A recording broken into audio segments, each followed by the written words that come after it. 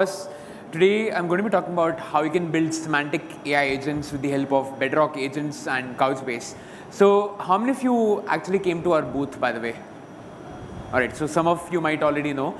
So, a quick overview of what we're going to be talking about today. So, of course, a lot of you might have already heard about building AI agents or about Bedrock as a service. It has been a really critical force behind building a lot of the generative AI experiences when it comes to using AWS services. So how do you pair it up with a really highly performant vector database to build semantic agents that can scale up very easily? So that's what we're going to be covering today in this short 15-minute session. So just a quick overview for those folks who didn't have the opportunity to come to our booth. So Couchbase is a distributed NoSQL database that, of course, does not just act as your traditional NoSQL JSON storage, but also comes with a built-in cache. So it's purposely built for really high performance applications where you want to have a dedicated integration of having a cache, but you don't need to use or you don't need to basically leverage two separate databases, one for your traditional storage and another one for your cache. You can basically do everything with the built-in cache. And that means that you can get really high performance, high throughput applications and just have one single integrated platform.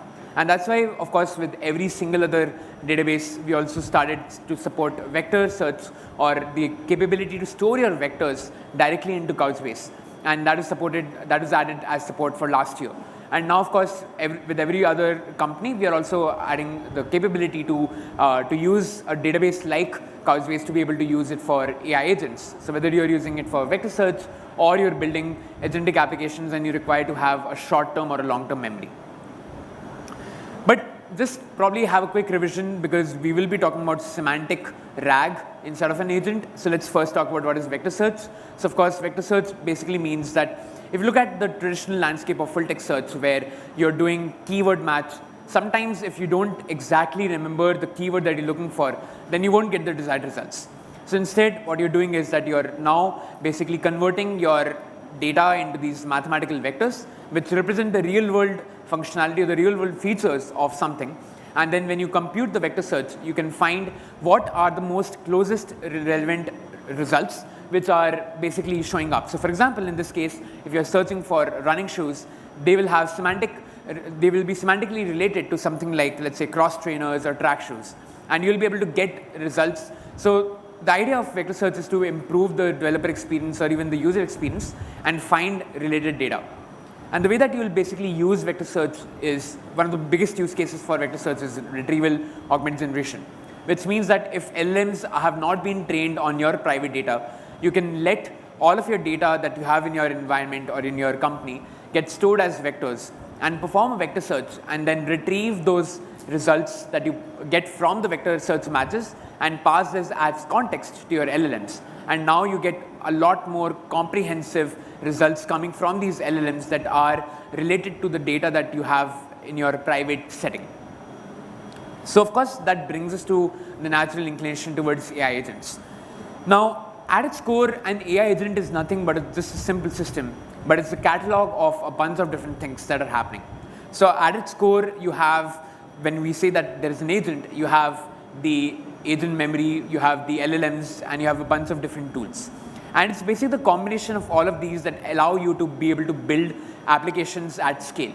So for example, it could be a really simple AI agent that's a travel chatbot, which can first understand the user and allows it to do natural queries with the user by using the LLM. But then the LLM then gets to decide what is the order of execution or what particular tool should it call. Because like let's say if you're doing a booking or like let's say you're building a travel booking platform, you could have a bunch of different tools. There could be a tool that basically just goes ahead and books that particular flight or that particular hotel for you. Another tool could be a search tool that can search the relevant flights for you. So depending on the context provided by the user, the agent uses the LLM as its brain to be able to route the specific request from the user, convert it into a JSON format that is, or an XML format, a format that is supported by the tool call that you'll make, and then it offloads that particular tool call to be able to go ahead and execute that function for you, and then return the result. And of course, based on the kind of agentic architecture that you decide to pull off, depending on whether it's a simple agent or you're using like let's say a sequential agent where you have multiple agents also collaborating with each other, you can basically define that. And very similar to how we have design patterns for software, we have a lot of different design patterns for agents. So you can have a reflective agent that looks at its own responses and then corrects itself and makes improvements in its overall result.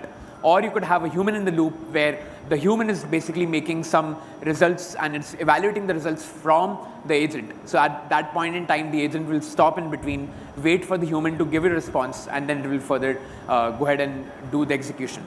And at its core, the agent memory is also super critical, because what does the agent memory do for us? It allows the agent to be able to remember all of the different interactions that you're having with the user in the current session. So that would be an example of a short-term memory.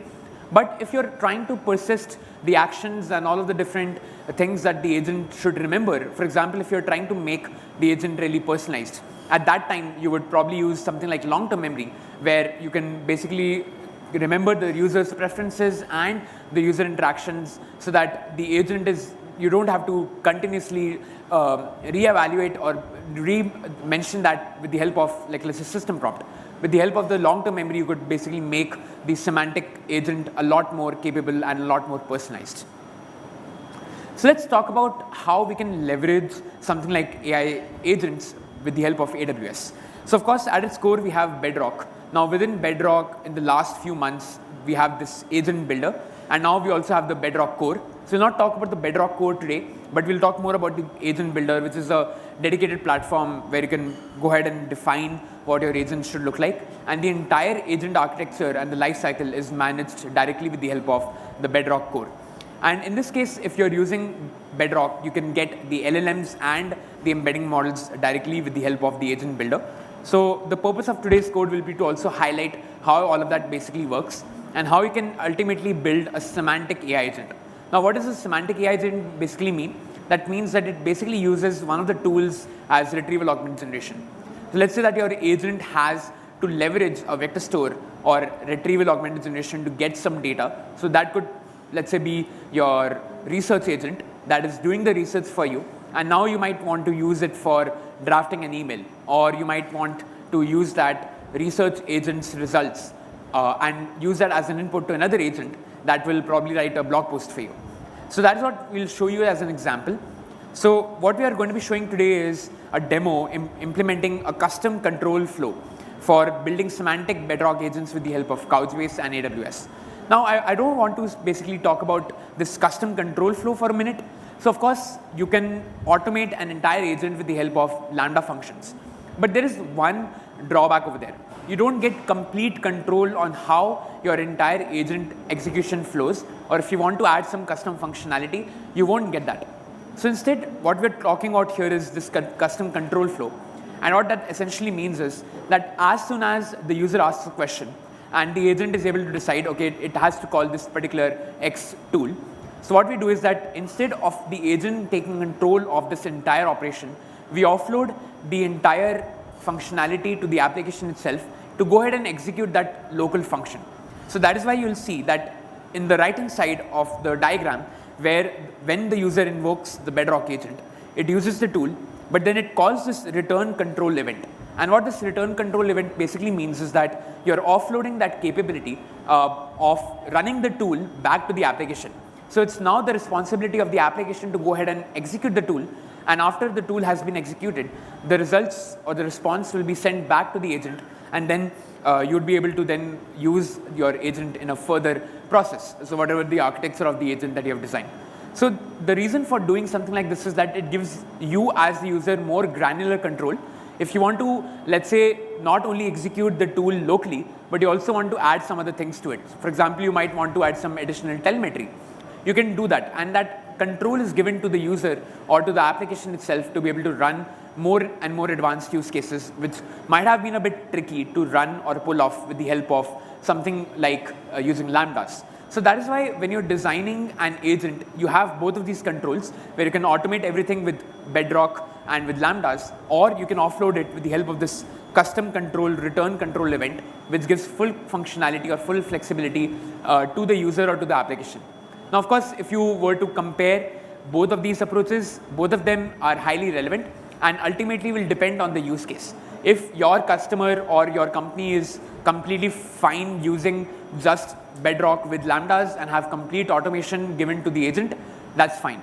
Or if you want to have more granular control, then you can use something like this custom control flow. So let's dive a bit deeper into the code before we look into the demo. So here in this case, what you're seeing is this Bedrock agent builder, and here you can see that we have already designed a couple of agents. So these are the agents which are the researcher agent and the writer agent. So the research agent will basically perform a vector search and pass those results from the vector search to this writer agent that will help us to write a custom blog or like let's say an email. So here what we are doing is, this is a Python notebook or a Google Colab notebook. So initially we are having this cell where we are importing all of the different main libraries and functionalities. So in this case we are mostly loading our npm or the Python modules for connecting to our Couchbase cluster. Then of course we have a bunch of different environment variables, including your config for connecting to your database as well as your AWS. And then we go ahead and connect to our database cluster. I'm basically skipping over a lot of this particular introduction stuff that allows you to set up your database cluster, but we'll move to the most important part, which is starting from here.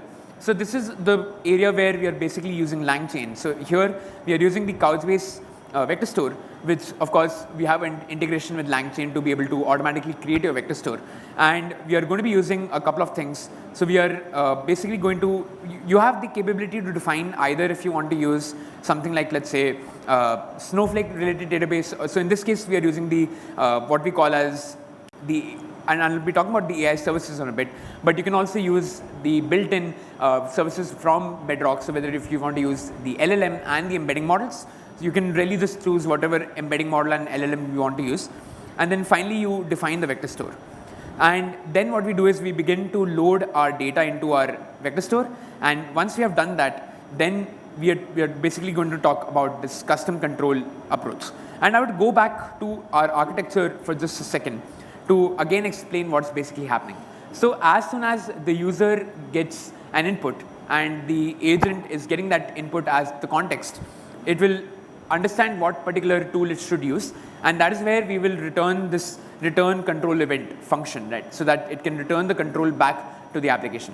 And that's what we have basically gone ahead and done over here in the next set of functions, where we first have this function that is waiting for our agent. So of course this is primarily being used so that once the control has been sent back to the application and once it returns, then the agent can take up the next step, whether it's to execute the next agent or it should stop the control of the entire application. And this is where we are basically creating a new Bedrock agent with our custom control action group.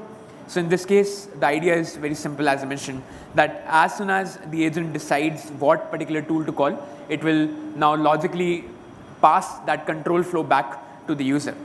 And over here, this is where we are now basically having the functionality to invoke our agent. So that is why we are using the Bedrock runtime, and we are passing our agent ID and our session ID so that the agent also has relevance for what all interactions it has already had in that past session.